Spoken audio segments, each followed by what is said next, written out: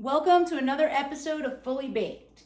This month we bring you protein snacks again, a little bit healthier, little fun, great on-the-go snacks. I did say we were going to have 3 no-bake, but one of them is a protein cheesecake, so we're going to do a little baking because cheesecake just never really tastes like cheesecake unless it's baked. So this is what we're going to do today. We're going to do our cheesecake topping, and while those cool, we're going to make some almond oat bars. And while those cool, we're going to go ahead and make some peanut butter protein balls. And then we'll show you all the finished products, and they're super easy. Couple of the techniques for the little nearly no bake cheesecake are great to know because they apply to regular cheesecake as well. So it'll be lots of fun. So today we're going to go ahead and start with our cheesecake because it does have to cool.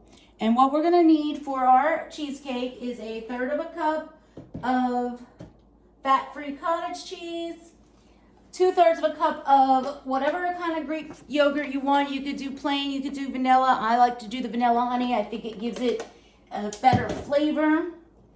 You're going to need an egg white, 3 tablespoons of pecan halves, 2 teaspoons coconut flour, 2 teaspoons coconut milk, and that's going to be for your filling and your crust. For our top, we're going to need 3 ounces of sweetener, or 3 packets you'll see in the recipe included below that they call for the packets of sweetener.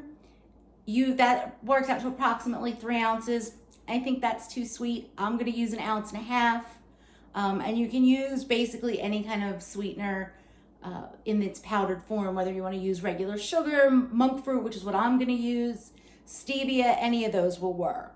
And then you'll need 1/2 teaspoon of water and 1/2 cup of pitted tart cherries or sweet cherries, or you can use the frozen, which is what I'll be using because they're just easier and I don't really want to pick some cherries. So you'll see we have our trusty food processor here. And we're going to go ahead and get it ready to chop. And let's see what we need to do first. We need to preheat our oven to 325.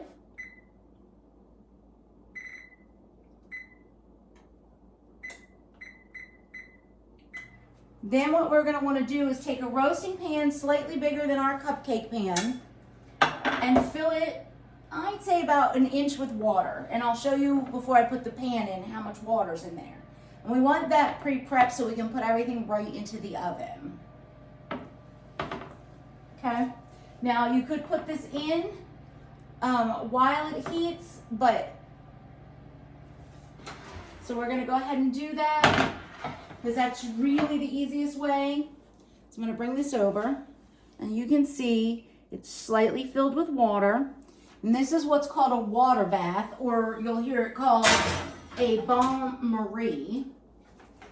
And all that does for your cheesecake is keep it moist, and it keeps the top of cheesecake from cracking. So we're going to go ahead and put that in, and then we're going to go ahead and start our crust. Now I'm going to keep gloves handy today, because we're going to be doing a lot of no bakes. So I'm going to move those over here in case I need them. Now the first thing we're going to do is get our crust. So in the food processor, we're going to get our pecan halves.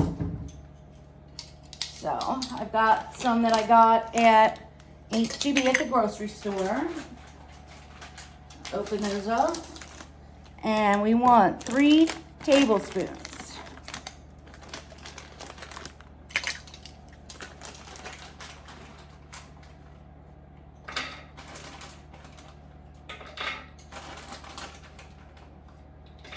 Always add just a little extra because I like mine to be a little nuttier. All right, let's put these over here out of the way.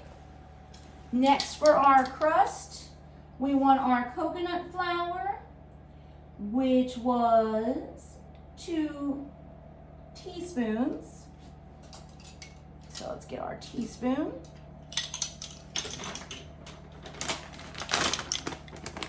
And we will get a couple of teaspoons Again, I'll use a little extra because if it's a little dry, we can add a little extra almond milk.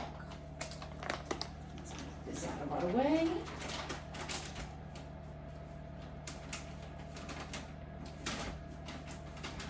And you can get coconut flour anywhere, local grocery store, Amazon. And then let me get the vanilla. I almost forgot. It wouldn't be a day of baking if I didn't forget at least one thing. All right. Because it does make the crust a slight bit tastier. I'm gonna go with about a half a teaspoon just to give it a little bit of extra flavor, but not to kill off my coconut pecan flavor. All right. And then our almond milk.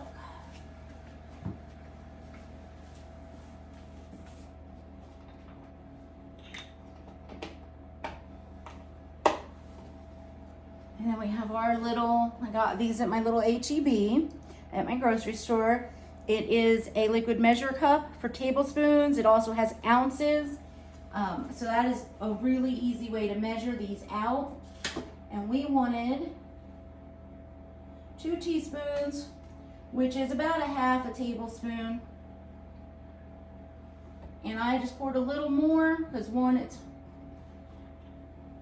if we need it, we have it. If not, it's not that big a deal. All right, let's get our spill. Now we're gonna pour in just our amount they asked for. And then we're going to crush it up and see what our texture is.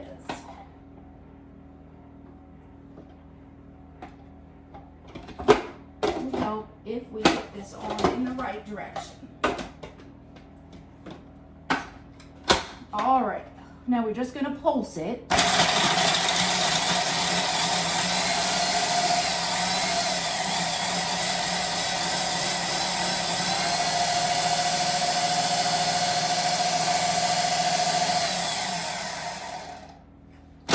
Check it, and what I'm checking for is, can I press it down into a crust? You don't want it too wet and you don't want it too dry. So I think we have it at the perfect level here.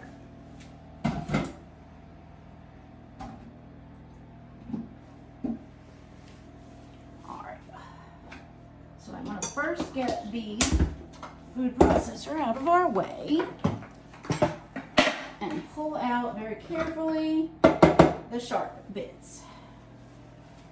So I'm gonna take my hands, and I'm just gonna make sure, because it's a big food processor and a little bit of crust, that everything is nice and well mixed. Okay. And we want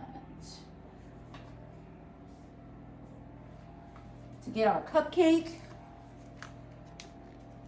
holders out. Now, you'll see in the recipe, she uses silicone ones, which you can get on Amazon, probably at Target and Walmart as well. In which case you can use a shallow casserole dish and you won't need to have the secondary pan for your water bath. I, however, don't have those, nor am I overly fond of them, just a personal thing. So I'm gonna go ahead and put in, I'm gonna go ahead and put in 8 of these. I think it only is gonna do 6, but we're gonna put these in and just to be sure. We can take them out, but it's easier to take them out of the pan than it is to throw them in the pan when you're working. So let's put our cupcakes over here. All right, so what we're gonna do is take our cupcake holder. We're gonna take a little bit of the dough. As you can see, you can just press it. We're gonna put it in the bottom of the cupcake holder. Press down with your thumb. You want a solid base. It doesn't need to be too thick, but it does need to cover the whole bottom.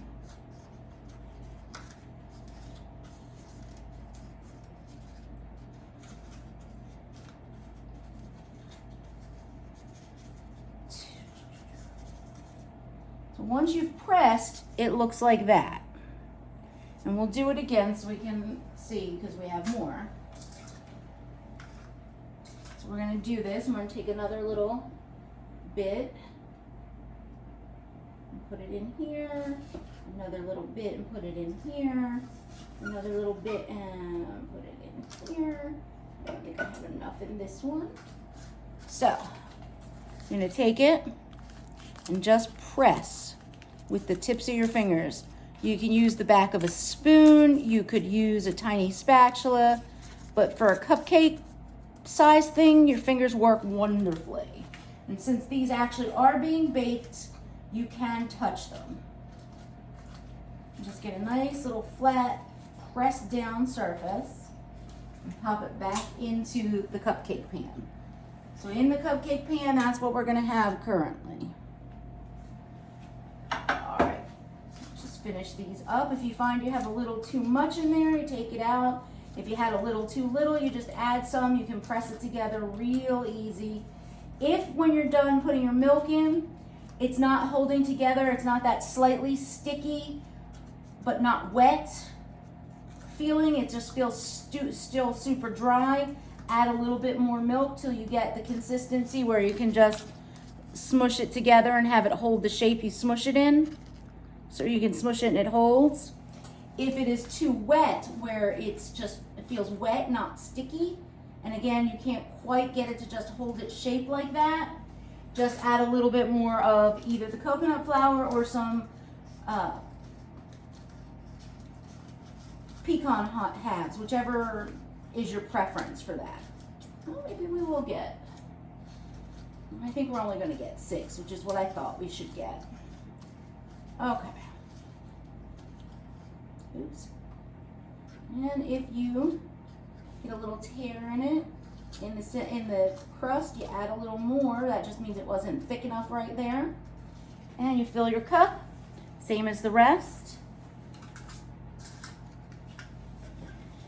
Pull it together. We should have enough for these with no problem.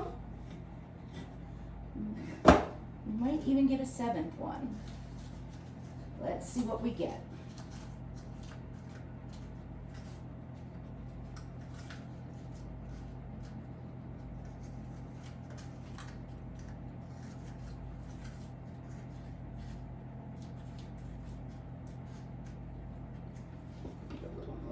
This one.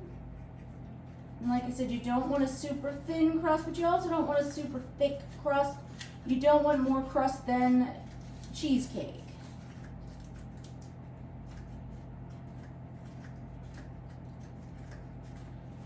So you can see on the outside, looking in, it's not too thick. All right, number 6.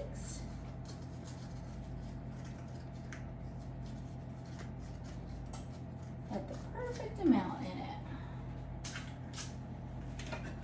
it. And we may get a 7th one.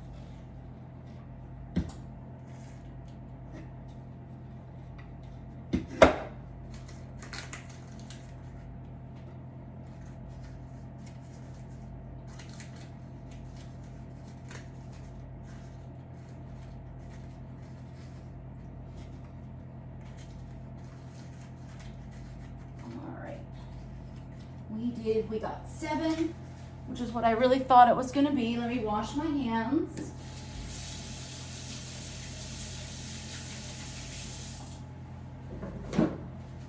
All right. So we have our little crusts waiting. Let's get our cream cheese, quote, cheesecake, not cream cheese, but cheesecake filling going. Okay. Here's our bowl. Let's check our recipe.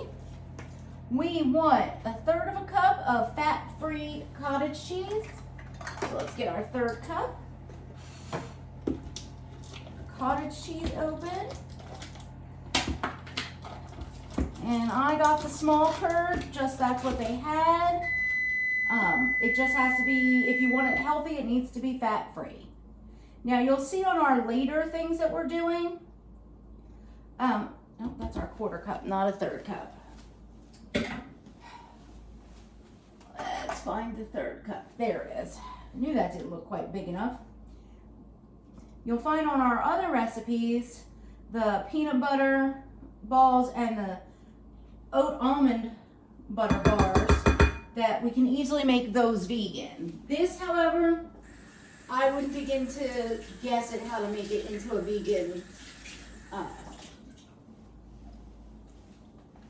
recipe. The other two are pretty easy. As long as you have vegan protein, it's pretty simple to transfer it. All right, that's our cottage cheese. And then we need 2/3 of a cup of the Greek yogurt, which is why I rinsed our 1/3 cup so we could use it. Like I said, any Greek yogurt will do. You could use plain, you could use vanilla. If you just want to do it the way we're doing this recipe, you're gonna want to use the plain or the vanilla. However, you could do, if you're doing a strawberry topping, you could do a strawberry Greek yogurt. You could do it a blueberry, because you can change the flavors on the top to any seasonal fruit or any of your favorite berry type fruits. So you could match your yogurt to that flavor if you chose. Let's get these in the fridge. All right. Next on our list, a scoop of protein powder. Let's get one little scoop out of here. In you go. And a scoop is probably, they're all pretty much the same, so any protein powder you get, a scoop's going to be a scoop is going to be a scoop. All right. Then we need the egg white. All right, let's make our egg white.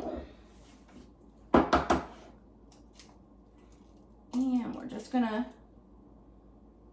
this way. Now you could pour the egg over your hand so that the egg white goes through and the yolk stays in your hand.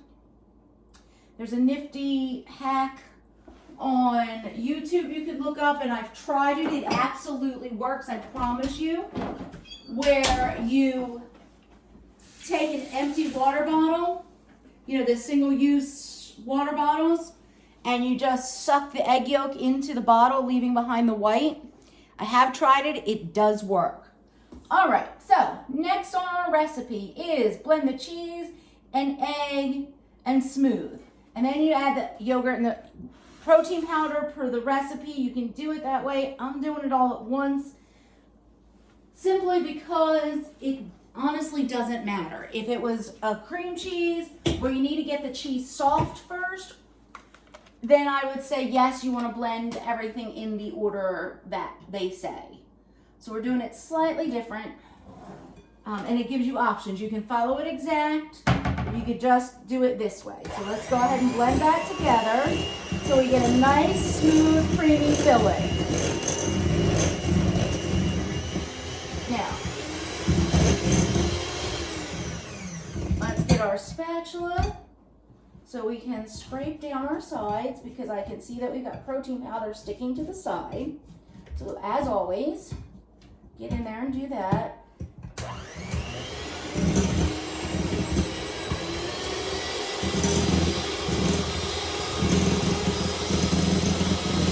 If you're going to do it while your machine is running, just be careful you don't get stuck in the feeders.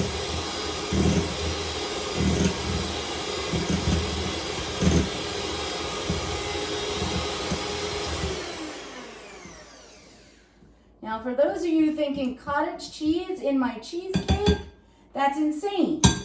Well, there is a type of New York cheesecake made with ricotta cheese instead of cream cheese, and it is amazing.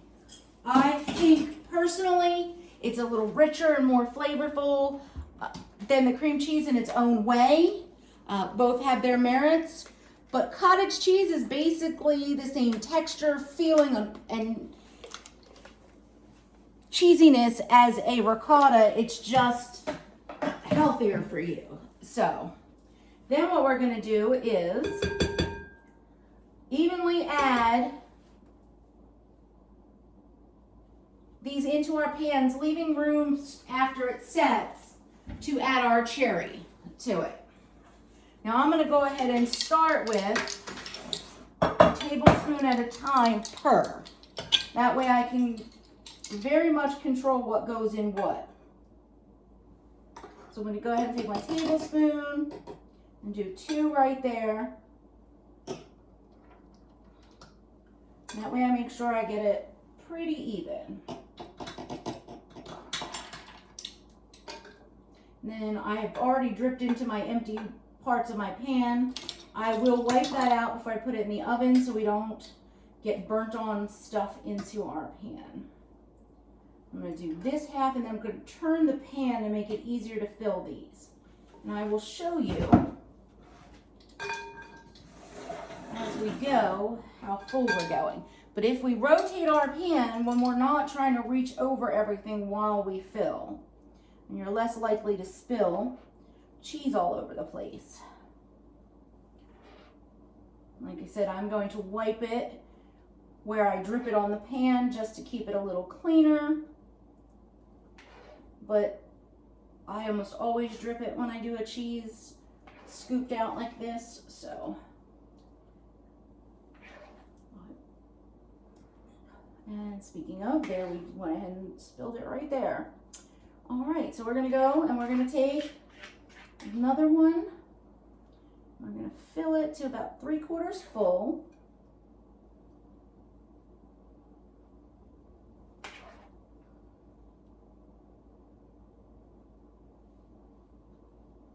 And then if you have one, as I often do, that seems for some reason never to get as much as the others, go ahead and fill those.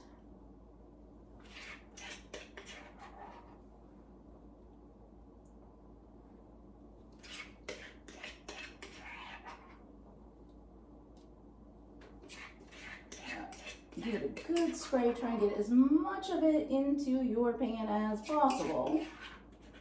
All right. Now,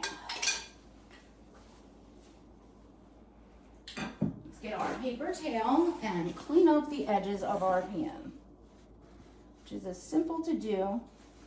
Just get in here and get as much of that off of your pan as possible.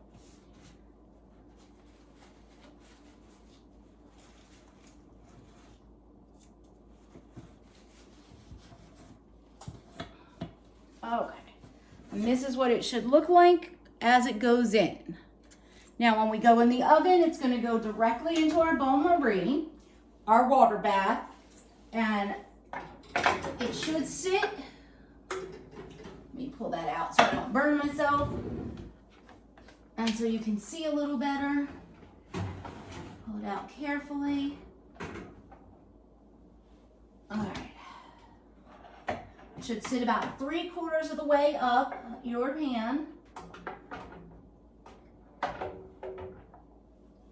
And like I said, that'll keep your tops from cracking. Carefully put that in.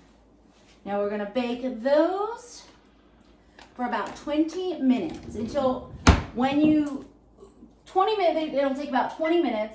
When they're done, you still want the center to be slightly jiggly, but not like this. You want just a little wiggle. All right. Now we're going to make the cherries, the topping, because we want to, that's going to need to cool as well. And so while both of those are cooling, we'll be working on other items. You can do the cherries ahead the night before, okay? All right.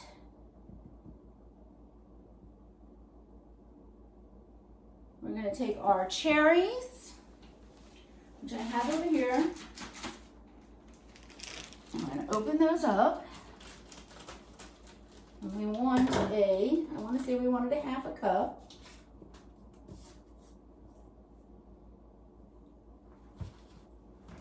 All right, let's get us a 1/2 cup. Now I'm just pouring this right on over. We We could probably do this in a smaller pan if we wanted to.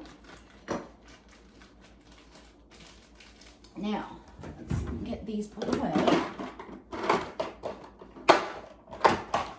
My favorite clips I get from the dollar store. They're like little clothespins and they hold everything closed really well. All right. And then we will need our half a tablespoon of water.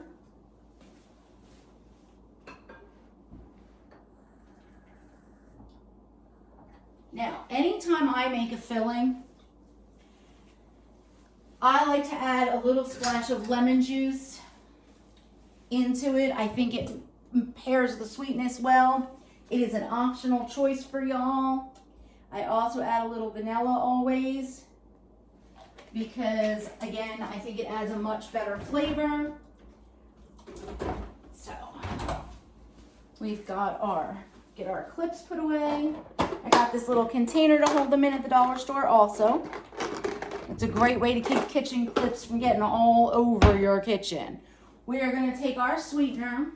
Now, I said I was using monk fruit, and it talks about 3 packets, which works out to about 3 ounces. I think that's a way too sweet for cherries, personally, so I'm using about 1.5 ounces of monk fruit. And like I said, you could use stevia, you could use the Splenda, you could use the packets, you could use the ounces, you can experiment with how sweet you want it, how sweet you don't want it. So we're gonna go ahead and add a splash of vanilla, like a 1/2 teaspoon, nothing major. And we're gonna go ahead and we're gonna turn our stove on. And we want it about medium. And you're just gonna stir, you'll see the sweetener will melt. Your fruit will start to juice. You can have your cherries, you can dice them, you can blend them a little after to make them a little bit smoother topping. And then basically you're gonna let this warm. I like to, once the sugar gets fully melted, get it nice and hot. Now my cherries were still a little frozen. I forgot to take them out last night. But like I said, you can defrost your frozen, you can throw them in, it just takes a little longer. And you can use other fruits, whichever, however you want to. As my cherries soften, I'm going to try and have them up a little so we get smaller bits. And it won't take, you're just basically going to simmer this till the fruit breaks down a little, thickens up a little, and you end up with a nice sauce versus just chunks of, fruit.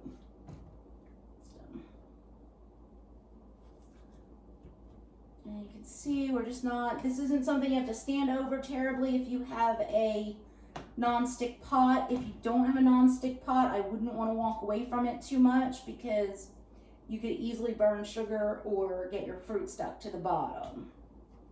The trick too is to let it come up at a slow heat rather than turning it on high heat so that you don't make cherry caramel versus cherry sauce. And then you're just going to keep stirring it as it cooks and as it warms. And like I said, I'm breaking up my fruit because it was pretty big. If you're pitting regular unfrozen cherries, you can cut them down when you're doing that. I would suggest you get a little cherry pitter. It's a little handheld tool if you're going to pit your own cherries. Otherwise, it's extremely time consuming. That's why I suggest frozen. And the same thing with strawberries, blueberries. You can use the frozen to make the sauces with. No problem. And like I said, even if you forget to take them out and defrost them, it only just takes a little longer to cook them down.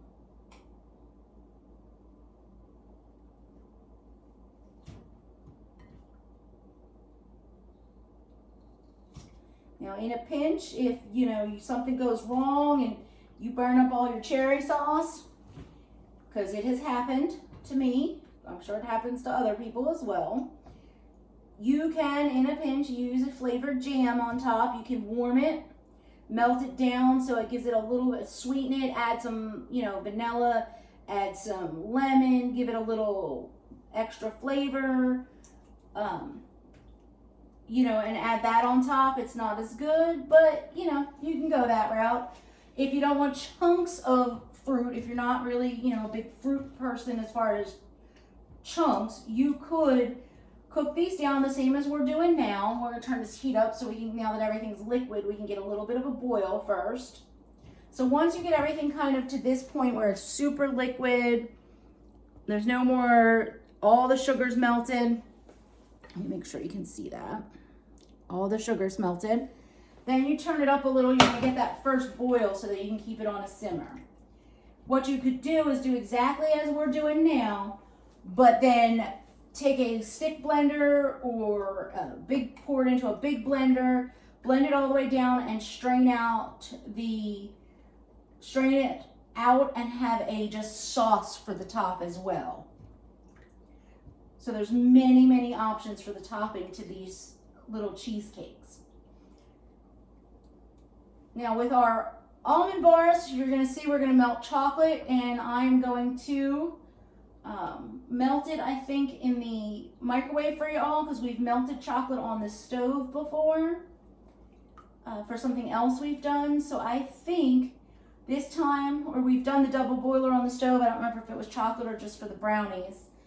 But we've done the double boiler, so I'm going to show you how to melt chocolate in the microwave, because unless you're doing something where you need it specifically super tempered, super shiny, melting chocolate in the microwave works wonderful. Because we're going to drizzle some chocolate on top of ours, and then if you wanted, you could dip the bottoms in as well.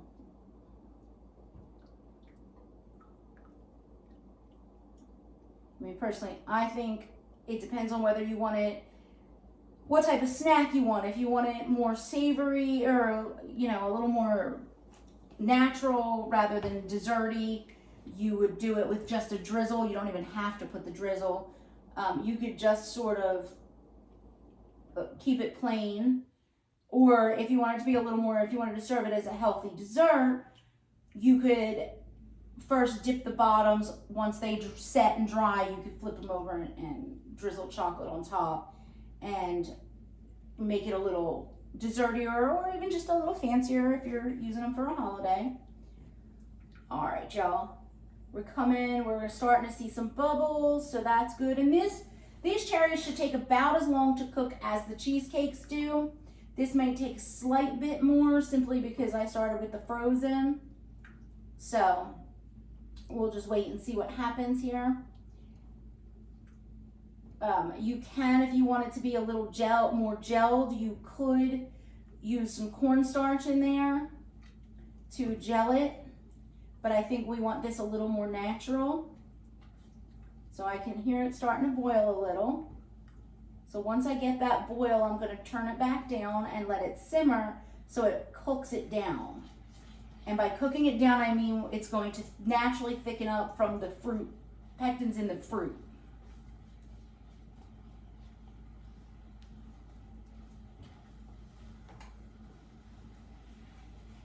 And while cornstarch is still basically a natural product, if you overuse it, you could end up with it being a jelly rather than a topping.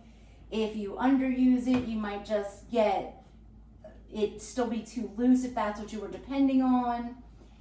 The other thing is, if you don't quite get it mixed right, you could end up with clumps that people could taste. So when you're using a fruit where you can just take the time and cook it down, that's what you want to do. And this is all you're doing to cook it down, is standing here and stirring it.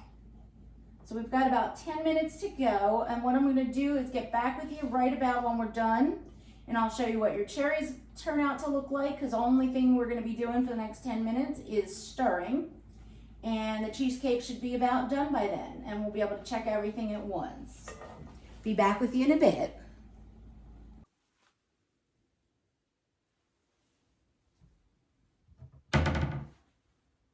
Okay, we're back.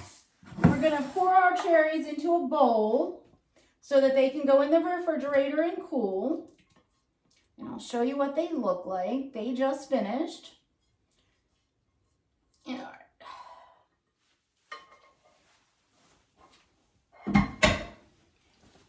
You can see it's a nice syrup, fairly thick, coats the bowl, and some stewed fruit. So we're going to get these into the refrigerator to cool. And we're going to make a shelf for our cheesecake to chill in here. All right, let's take a look at our cheesecake since our timer went off and see where we're at. Now, unlike regular cakes, we're not sticking anything into it. We're going to give it a jiggle. So let's give it a quick pull. It's got a nice feel to it. All right, I'm going to pull them out and see what I've got. Now, I always have a hard time getting them out of the bain-marie from below, so I carefully lift it out. Unless your dish has handles, I would not suggest doing that. Take out your cheesecake pan from in here, which is easier said than done in this one because they're almost the same size. Okay. Let's get you guys down. I'm going to pour this water out and I'm going to set this back in the oven to cool off.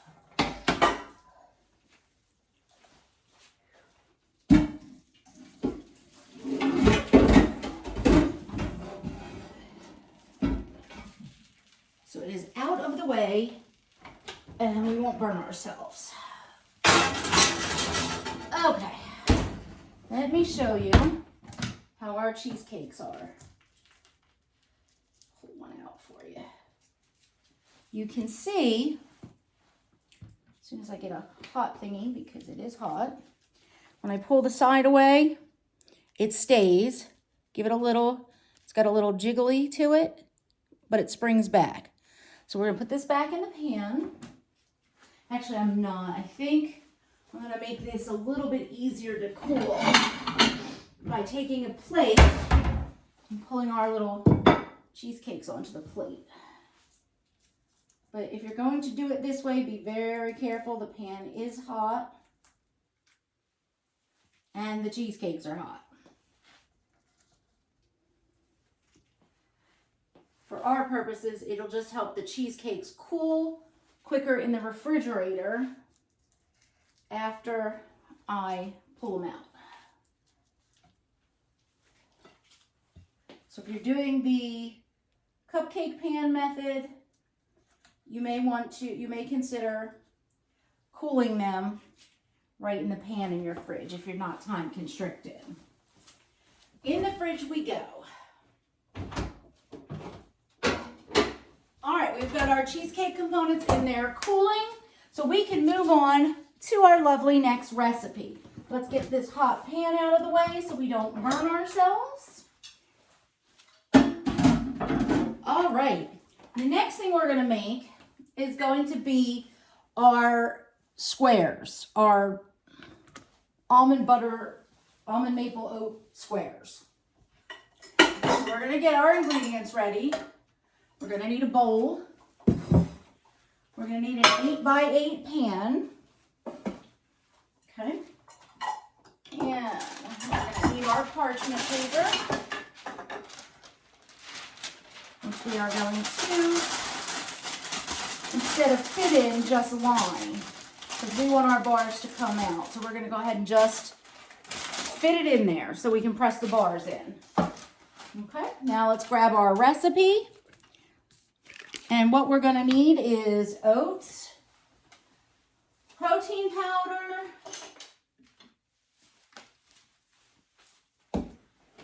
we need our almond butter, our maple syrup, and we will need chocolate chips, but we won't need them till the bar sets. So we're going to go ahead and leave those over there for now. And we will need a little melting bowl and a whisk.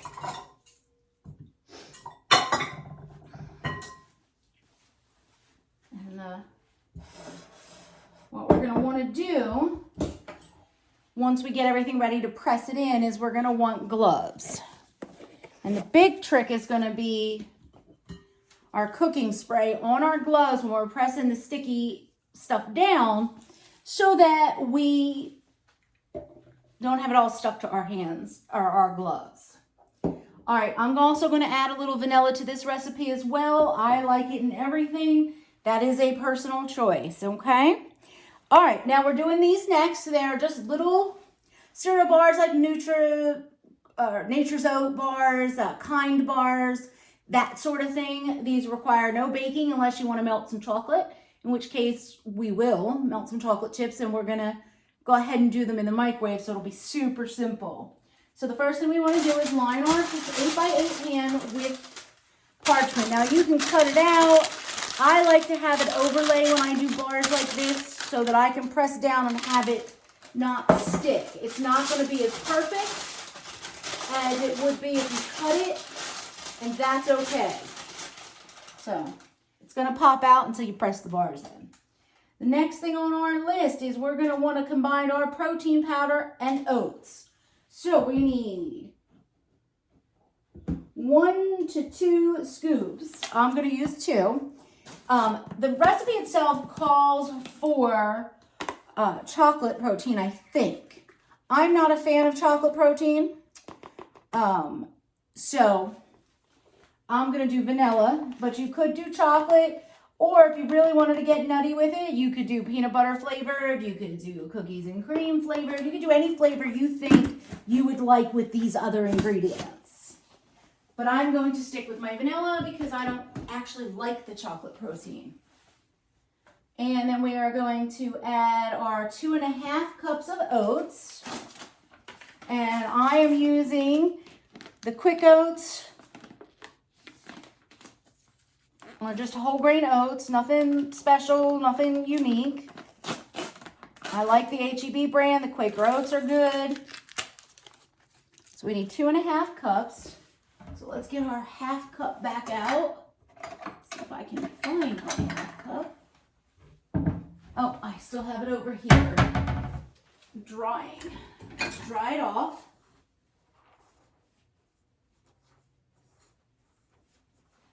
All right, so we're gonna go a half,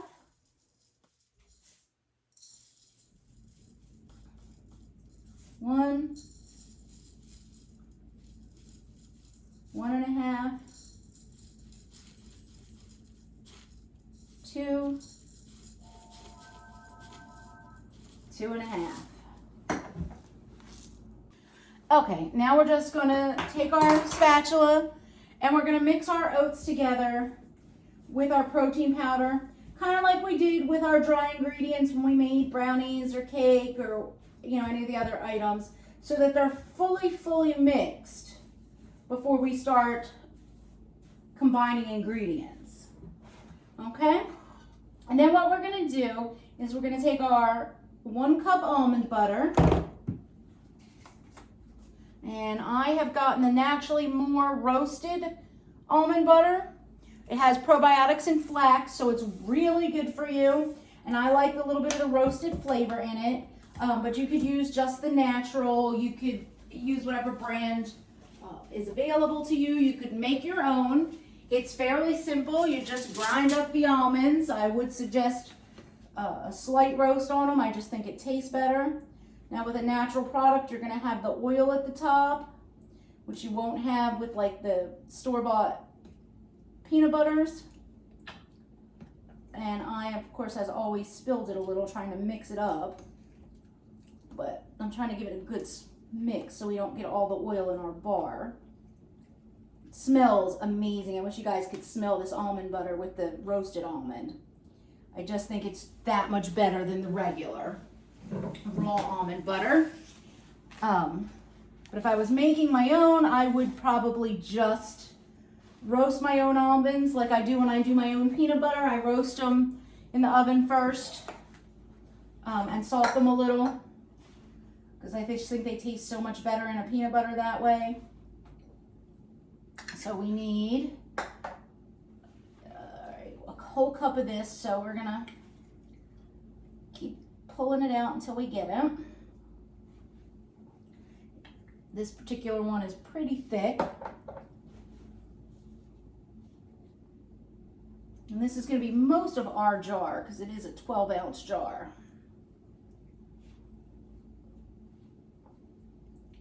All right, there's our half a cup. Oh, wrong spot.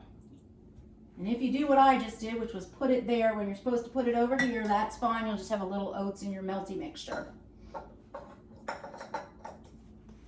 All right, so we'll get our other half.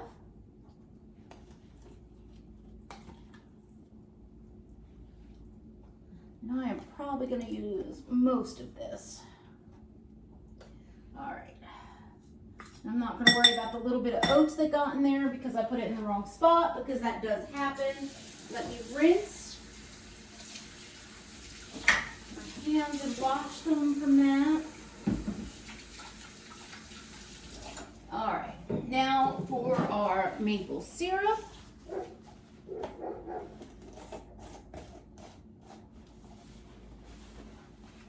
Our almond butter out of the way, and we'll get our maple syrup. And if I remember correctly, yep, a half a cup of maple syrup. I'm going to go ahead and use our little measure cup. It is a quarter cup. 4 tablespoons is a quarter cup. I've gotten Maple Grove Farms 100% pure maple. There's plenty of brands. I bought a little bit cheaper brand for the baking or the mixture than I would for, say, to put on my pancakes where I'm eating it directly, although anything 100% is good. You don't want synthetic maple syrup. You're just gonna get a weird flavor. So, and then this is gonna go in with our almond butter. So there's our quarter cup, and there's our half. Once you have opened maple syrup, make sure y'all put it in the fridge because it cannot stay open outside of the fridge. Okay? Now we're done touching because this is the only thing that's getting heated other than maybe chocolate chips. We are going to warm this in the microwave. So we want to just warm it. I'm going to put it in the microwave for about 30 seconds and see if it's warm enough.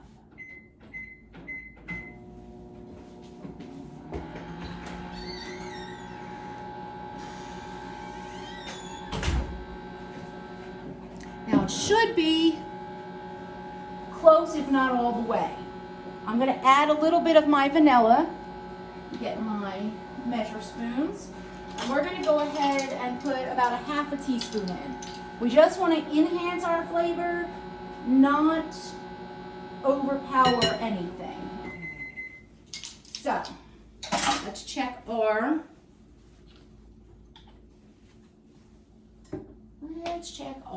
mixture.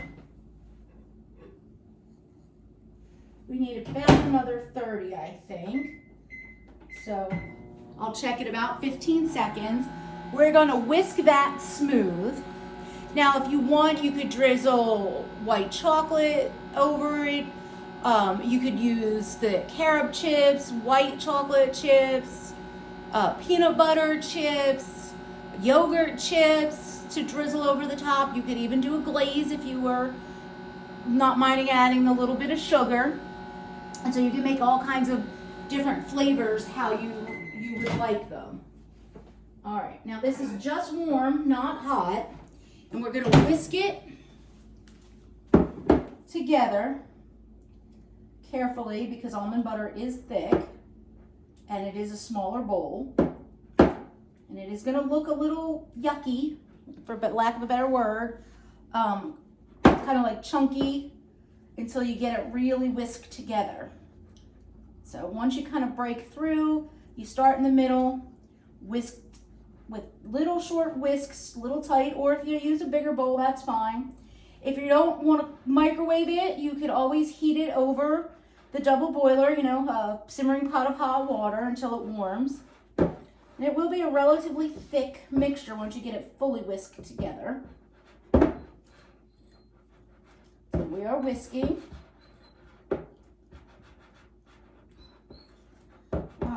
Once that is fully whisked, we're going to pour it into there. But I'm going to go ahead and put my gloves on because we're going to end up touching stuff fairly soon. And I don't want to be touching food that is not going to be cooked. So, plus I don't want it sticky all over my hands. So you're going to take the whisk mixture, and it's pretty thick. And it's fully mixed so that the maple syrup's fully incorporated. And we're going to pour it in. I'm going to shake off my whisk. And I'm going to take it and put it in the sink. And then I'm going to use my spatula to scrape out the rest of our almond butter mixture so that we don't lose any of that yummy maple syrup almond. Now, if you did not use the roasted almond, if you use the raw, it will be a lighter color and slightly different. Mine also has flaxseed in it, gives it a little more texture, so you may have a smoother look. And then we're going to mix these two together. I'm going to do it with the spoon till I get some form.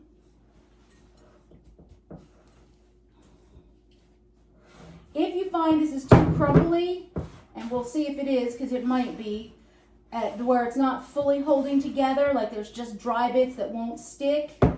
If we have that issue, then all you have to do is add a dribble of almond milk until you get it sticking together. And it will take a minute. It gives you a little bit of a workout, but you can see it's coming together already. And if at some point it's just crumbly and you can't, like when you get it all mixed and you can't smooth it, then you will need to add almond milk. We don't know yet because we're not done incorporating it. It is a bit of a slow process. You have to bring it and mix it. It's a thick mixture. Gives you a bit of a workout, which is good. At some point, it's going to be easier to go in with your hands than with the spoon. It'll get too hard.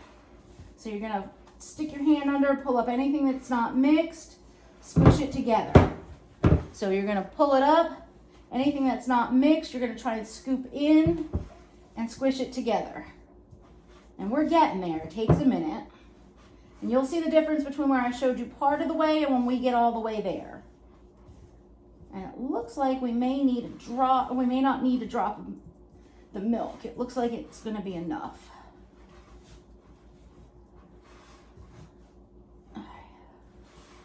We only have a little bit at the bottom that needs to be mixed in.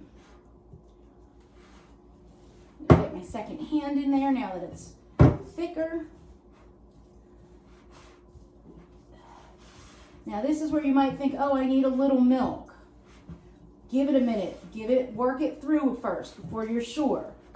Because if you can work it into a ball and it doesn't drop oat everywhere, you're good. All right.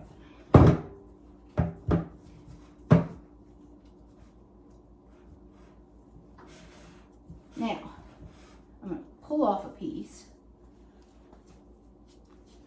It should be formable. If it won't stick together like this, just add a little milk.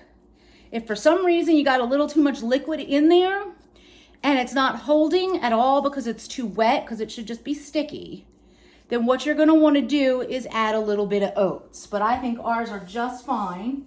And because I used all natural almond butter and it has a natural oil to it, I won't need the cooking spray for my fingers. So we're just going to take it, let's change directions here, slop it in to our 8x8 pan and use our hand to start pressing it down. Pulling up the sides of the parchment paper as we go. Once we kind of get it all in there, get what's stuck to the bottom off. All right. Once we do that, get the rest of it in there. Get this out of our way.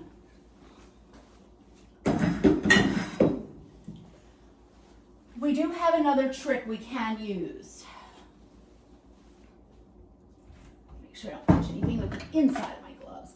You can take the back of a measuring cup and use it to give you some leverage when you push down. Especially if you're a little smaller, you don't have the height leaning down into the pan. And that helps you get it smushed, and then you can use your hands. You want to try and get your bars an even thickness all the way through. And it kind of looks like, if you've ever made a meatloaf, when you smush your meatloaf into the baking pan, the casserole dish or the tin, it kind of gives off that look. And so you want it as even as possible. But it is rustic, so it does not have to be absolutely perfect. You just don't really want like super thick in the middle and super thin in other spots. So once you've pushed it all in with your hands, you're just pushing down like this. You can push over if you need to build up a spot or flatten out a spot. So you just push over. And when you use this, you can even out the top. Notice I'm just running the back of this over the top of this, and it smooths it out so it's nice and smooth. Last step goes in the refrigerator to set. Once it's set, we can cut them and drizzle chocolate individually, or we can drizzle chocolate on top while they're in here, which is what I'm gonna do. Let the chocolate set and cut them, because chocolate in the fridge doesn't take long to set when it's just a little bit of a drizzle. Let's pull off these particular gloves. Get them thrown away.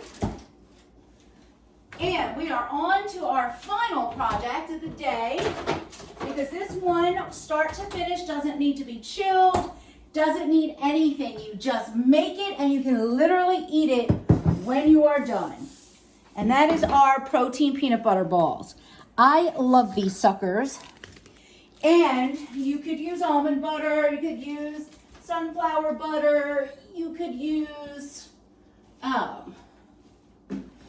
different flavored protein with it. You can roll them in all different types of toppings to make them really good.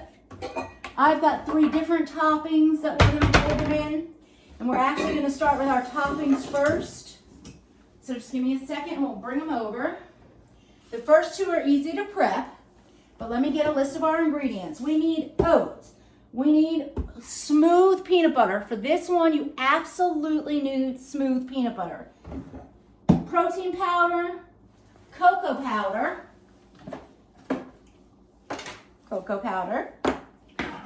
and we are going to want chocolate chips, and toppings that we're going to use are also chocolate chips. I'm going to crush some peanuts. You could use pistachio, walnuts, pecan, whatever kind of nut you like if you want to do nuts. I'm going to use a toasted coconut. You could use a plain coconut flake. If you feel like it, you could always do a powdered sugar as well, and really give them that party mix taste. So we're just going to pour a little a little toasted coconut in there. And we're going to set this aside. We're not going to close it up because in case we need more. Make sure this is not still hot. Then we're going to add a little bit of our chocolate chips to the bowl. And I am using the vegan mini chips. 1, because they're mini chips, and that's the best chip to roll with is a mini chip. And 2, because I like them. I don't want to put that on the stove because that's chocolate. Now our third topping, you could buy the peanut topping you can get at the store. It's already pre-chopped for Sundays. But I wanted to show you because the last time we chopped nuts, I used the mezzaluna. And this time I'm going to show you, you can do it with a knife. You just have to be careful. So we're just going to pour out some peanuts. And you just take your knife and chop through them. You could also use a spice grinder. You could use a little blender. We could have kept the food processor out and milled these down. First, rinsed it out and then did our cheesecake. But we've got our nuts now and we're gonna do them this way. And you just chop, keep your fingers away because peanuts tend to roll, nuts tend to roll, and you don't want your fingers in there. I just want to rough chop because it's just to coat and we want a nice hearty coating. And quite frankly, my favorite coating is chocolate chips and or toasted coconut. All right.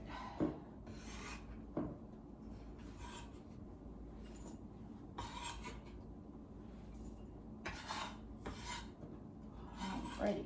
Now we're going to get a little more just so we make sure we don't run out.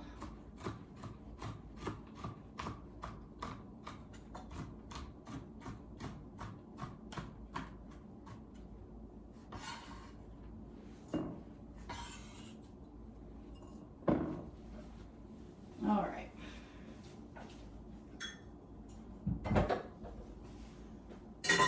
Okay, next.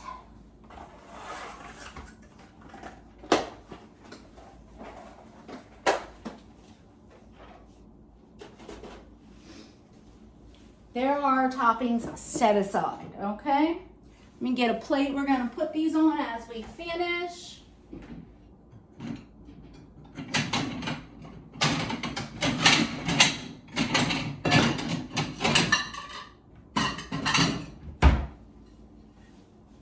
All right,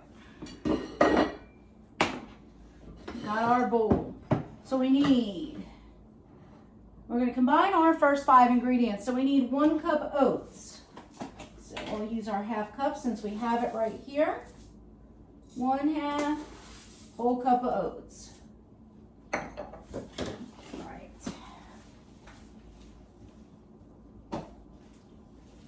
Next ingredient, 1/2 cup of peanut butter.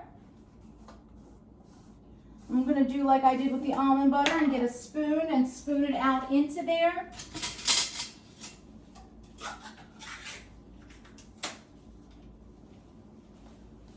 And I am using the Hill Country from H-E-B if you're from Texas where you have an H-E-B.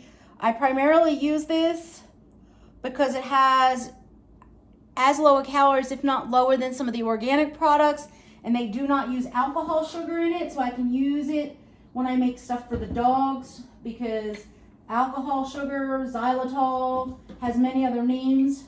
If it's not natural sugar, it is literally deadly for the dogs. So I always make sure I have whatever peanut butters in my house or nut butters in my house I always add a little extra peanut butter because I like them peanut buttery. Almost touch that. All right. Because I do like them a bit peanut buttery. All right. Keep forgetting I want to show you how to do these without touching them. Now you could have also, should have probably had gloves on when we cut the nuts. You're not supposed to touch food you're going to give somebody else if it's not going to be cooked. Good clean hands though are a good thing. And then we need 5 scoops of your vanilla protein powder or chocolate. Or like I said before, you can change up your flavors, anything that sounds appetizing, like the peanut butter, like the, I love strawberry and peanut butter. If you like the strawberry protein powder, you could do that. And give you that peanut butter and jelly vibe.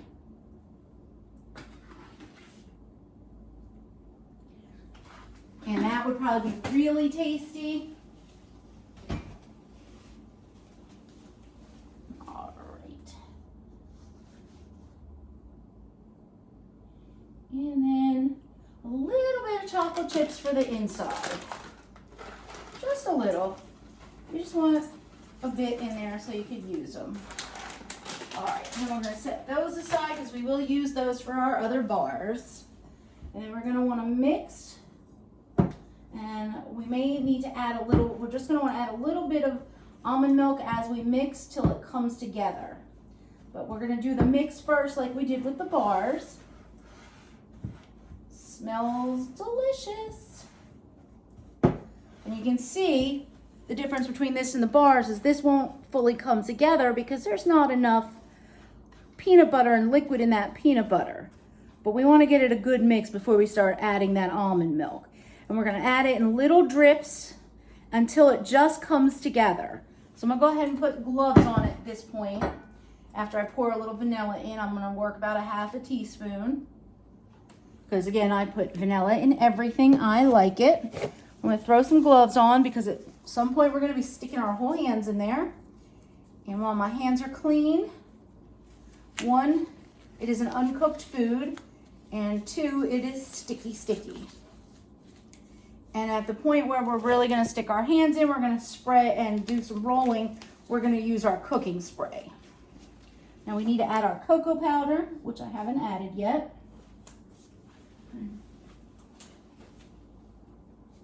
Need to get our, okay, well, we'll just drop it.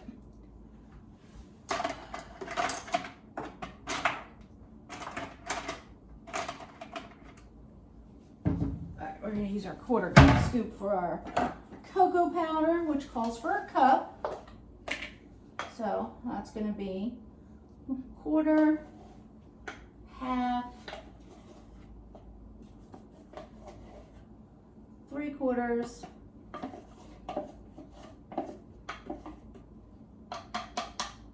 Now I'm going to use just what's left in here because it's about the whole cup that was left. And whatever is not. If it's a little more, we'll add a little more milk. If it's a little less, it'll be fine because we have plenty of other flavor in there. But I weighed it earlier and there's just about a cup left in there, so. But this you can play with a little. If you wanted more chocolate flavor, you could add a little more cocoa. You could add the black cocoa. Because you can always add a little milk to it. A little more milk to it if you have a little more dry ingredient. All right, now once we're fully mixed again, we're gonna add, now I tend to have a weirdly heavy hand while pouring, so I'm gonna grab us a little measure cup so that I can pour out of something small instead of something large. So I'm gonna start with about a tablespoon and a half, maybe a tablespoon, and start mixing.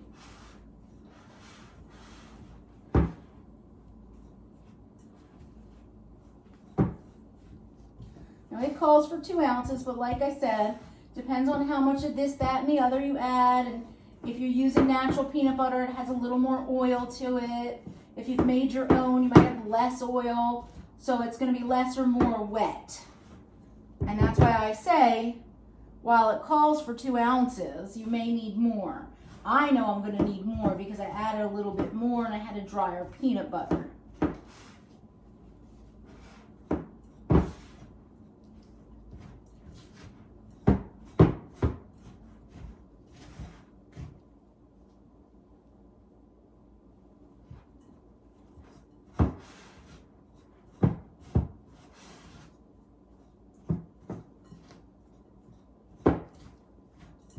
Getting there, I want to feel it, and it's starting to come together. So I'm going to take this out, and I'm going to start with the one hand, trying to keep a clean hand in case I need to add stuff. Now you're going to want to start pulling it together, and it's like with the bar, you're going to smush it together because otherwise you're going to end up adding too much milk while you do it. The other option is you could always add a little extra peanut butter as well.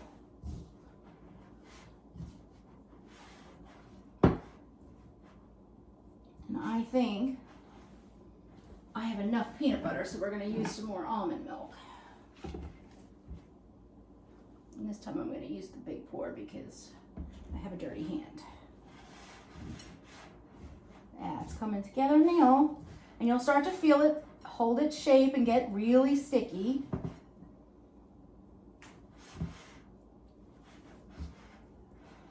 Once you get it to the point where it can hold its shape, and that's why I say you start with the 2 ounces and you drop it in little by little until you get the right amount. It is still too dry in here. And number 2, if you use a darker cocoa powder, you're going to need more liquid. If, like I said, if you use a more natural peanut butter, you're probably going to need less. You can add a little honey if you want a honey flavor, in which case you'll need less almond milk. All right, now we're getting somewhere. It does take a minute or 2 to get it together. It's not instantaneous.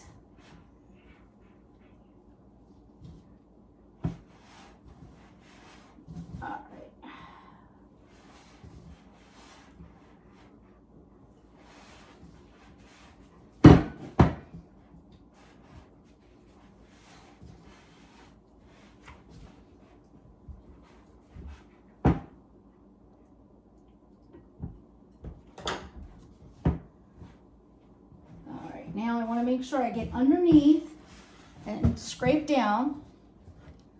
And you can see I'm just over here essentially kneading the dough, really. And the best way to tell if it's ready is to take one into your hand and see if you can hold its shape. And it can. Now, I want to get, though, that last bit from underneath. And when I do that, I might need a drop more almond milk just because it's cocoa powder and peanut butter and it sticks like mad. Or maybe not. Okay, let's get the almond milk out of the way. Now I'm going to actually do a little spray on my trusty cookie scoop. And then I'm going to do a little spray on my gloves so you get a sheen. And that will make rolling them so much easier. So just get a little cookie scoop full, just like that, into your hand, just like you'd roll a meatball. Nice little circle. I do a bunch of them, set them aside before I even bother to roll them in a topping. So we're going to do a bunch of them first. Just do a quick roll. If it comes apart, as it sometimes can because there's oats in it, you just squeeze it back together and give it another roll. All right. And then you do another one.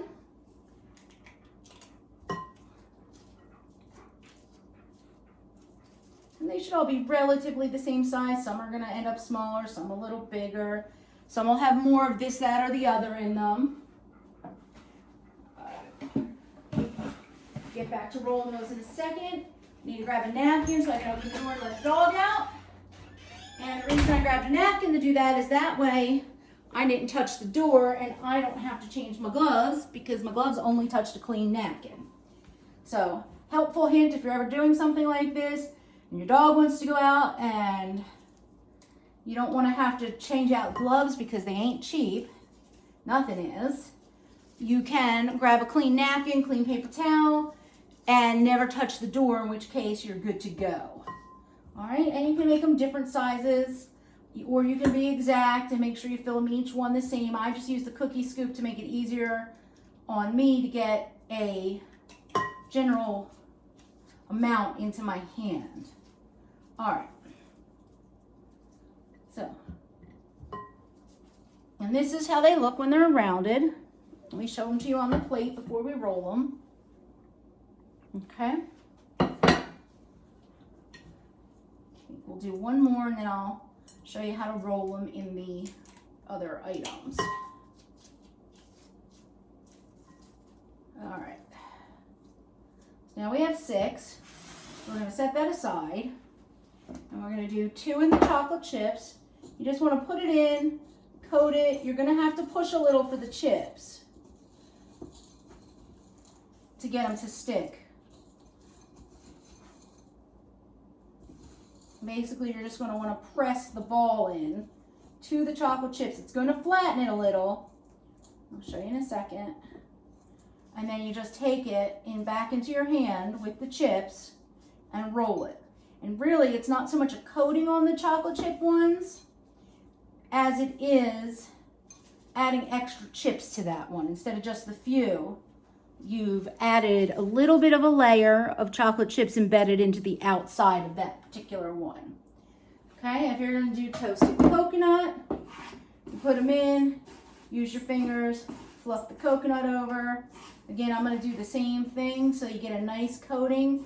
You're gonna warp the shape of your ball, and then you're gonna go ahead and basically re-round it in your hand. And then you have a nice light coating of crunchy coconut flake. And that's the same that you're gonna do with the peanut butter, or the peanuts rather, is you're gonna smush them in. Again, taking your ball a little less round than it was, and then you're gonna re-round it with the peanuts on it.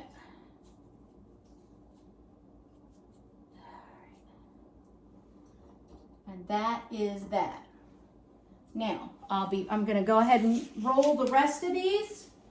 So I will get back with you when that's done, and we will check on our bars and see if they are set yet. Okay, I finished rolling and forming the rest of the protein balls. Our oat bar is well enough set to add our chocolate, so we're gonna go ahead and do that. We're just gonna take some chocolate chips, and in this case, again, I am using the vegan mini chips because I have them on hand.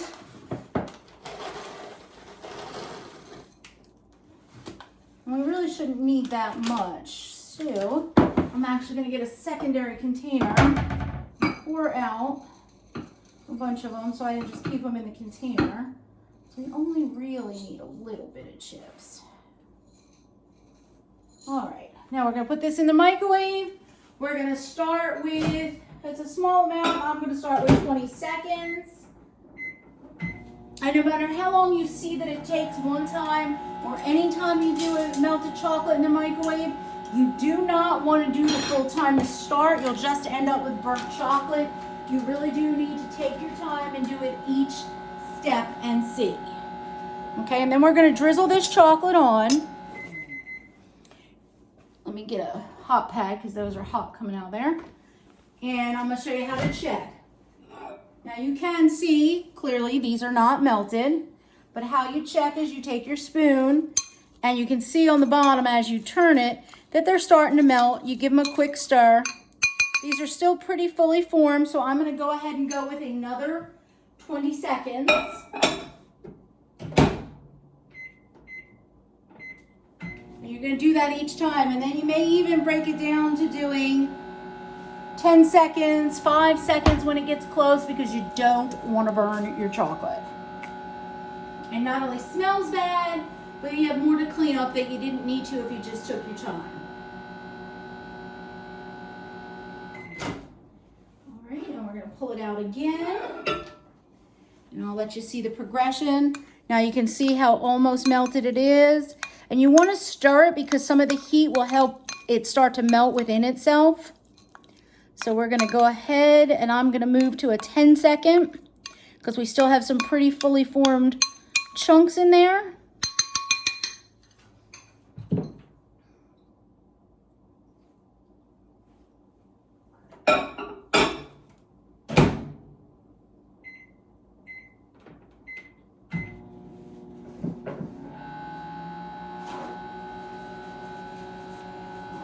And that will take a few seconds, and it's just a matter of repeating the process into the microwave, stirring, making sure you don't overdo it. We're going to stir it again, and each time you stir it, you can see that some of them will hold their shape but actually have been melted. That's another reason you want to stir. Now you could use chocolate chips for this, you could use the candy melts, you could use the chocolate chunks. It doesn't really matter. Now this is almost ready. We're going to give it one more 5 seconds and it should be good to go. These are, you could use white chocolate, dark chocolate, milk chocolate. And like I said, we're only going to drizzle the top, but you can melt more and dip the bottoms in and do it that way, so that you have a little more of a dessert rather than snack.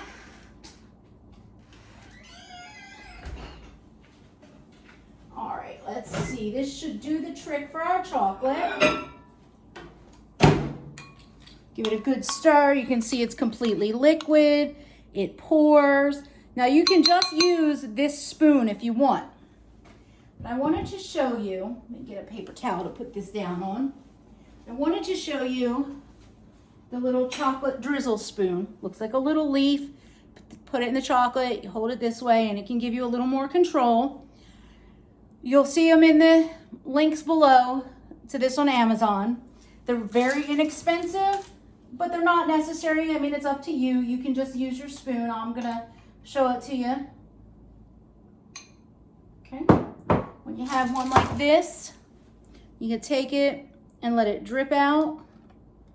I honestly find it does the exact same thing as a spoon does, unless you're using a really liquid chocolate. But you get a nice splatter. I find it works best if you're using a chocolate sauce rather than a chocolate melt. And that is personal. There are bigger ones you could use for thicker chocolate. But honestly, I think the easiest way to do it is take your regular spoon, get your chocolate moving, and just wiggle back and forth. If you get a glop, you spread it out. And then you get a nice drizzle pattern. I'm going to go again in the other direction so you get nice chunks of chocolate on some doesn't have as much. And then for the chunks that got on there, I am going to find my pointy little fork. I'm going to take my trusty fork and I'm going to drag it through so you get kind of a winged little design. And then I'm going to actually give it a chocolate coating. Now we've started with the drizzle, and I'm actually moving to a coating because that's what I want on mine. It's a bit more of a coating. So I spread that out, and then I'm going to take this chocolate that's left. So I've shown you how to do the drizzle. I don't want a drizzle on mine. I actually just want a chocolate top for ours. And I'm just going to use my spoon and spread that chocolate literally over the top of this. And all you need is the back of your spoon for this. And this is if you want a coated top. You could use this as the bottom. And like I said, when you cut it, you could always drizzle chocolate on the top as well. But I actually wanted a chocolate top. I'm using mine for desserts. So instead of a drizzle, I'm going to finish it with a chocolate top. But I did want to show you how to drizzle it first. I'm going to pop this back in the refrigerator to set the chocolate so that we can cut the bars in a little bit. I'm going to throw our chocolate stuff in the sink to soak and wipe off this counter, and we're going to finish up our cheesecake bites.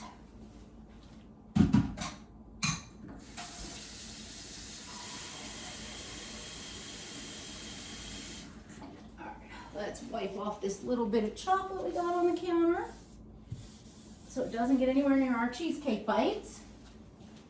And let's pull out our fruit and our cheesecakes. And you may need to warm your fruit up if it's set too hard.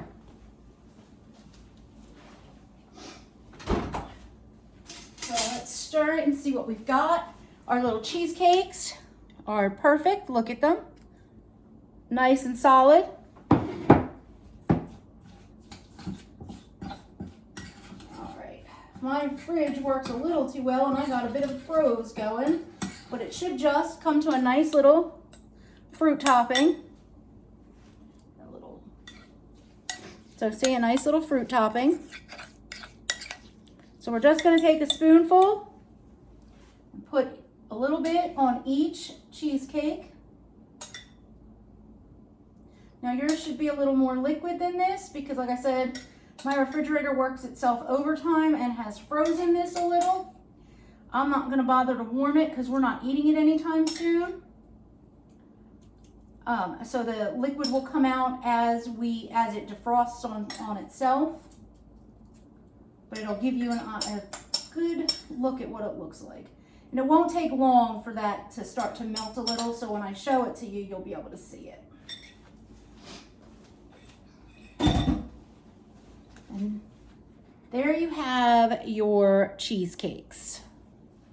You can see you got the little liquid in top. Let's show you this one is starting to melt the best. You've got the little liquid on top. You've got the fruit on top.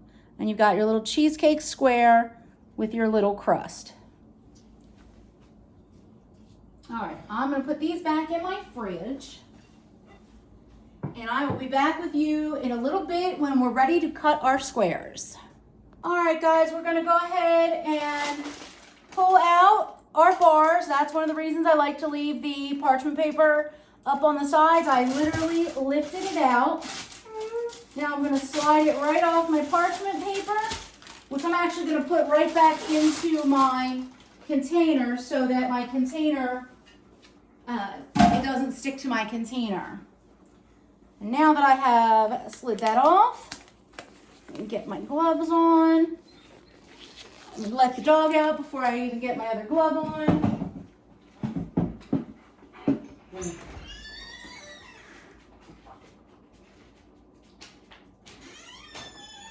All right, sorry about that, y'all. It's cooled off a little here in Texas, not much, but a little. And even that little bit makes them want to be outside all day.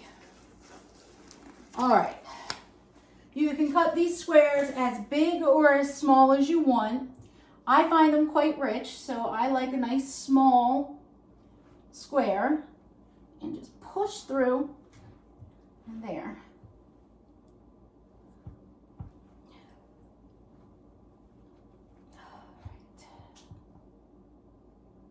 And then these will be a little bit smaller. All right, and then you just turn them and cut them the other way. And you'll have some crumblies. It is similar to a granola bar. And then I'm going to go ahead and place them right back in my container because I'm going to keep them in the fridge because you're going to want to keep everything in. Personally, I always do anyway, but you're going to want to keep them in the fridge.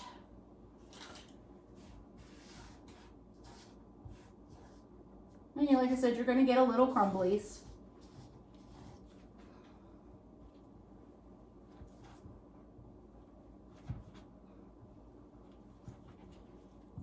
And here's what you have.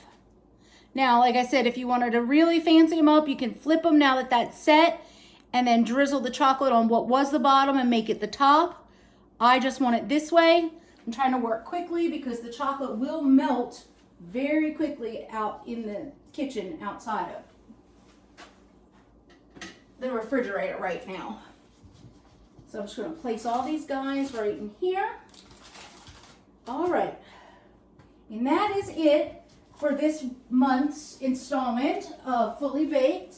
I hope you've seen a protein snack that you find interesting. The no-bakes are super simple.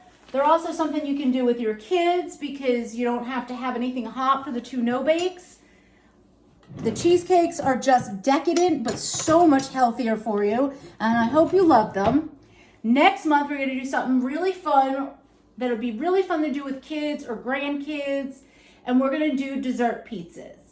And you can make actually those as healthy side or decadent side as you want. It's basically a cookie with a frosting and then a topping. And you can do fruit to keep it healthier. You can do candy to make it more decadent. You can do it however you want. You can do strawberry sauce to make it look like pizza sauce. You could really use items that'll give it a pizza look. There's just so many fun things you can do with dessert pizza. So that's what's coming up for next month. As always, if you have any questions, suggestions, pictures of something you've made, drop it in the comments, or you can reach me at Samkist, SAMKIST, on both Twitter and Instagram. See y'all next month.